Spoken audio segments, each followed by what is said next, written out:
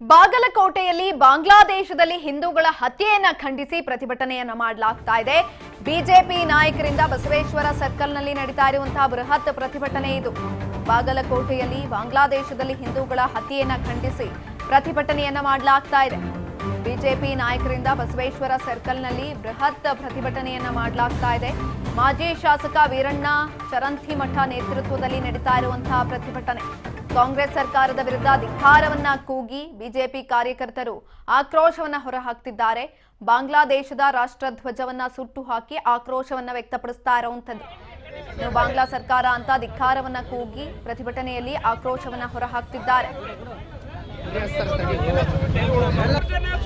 ಬಾಂಗ್ಲಾ ಸರ್ಕಾರಕ್ಕೆ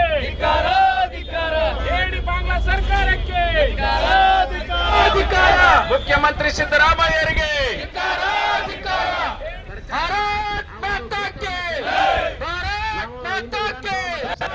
ಜನ ವಿರೋಧಿ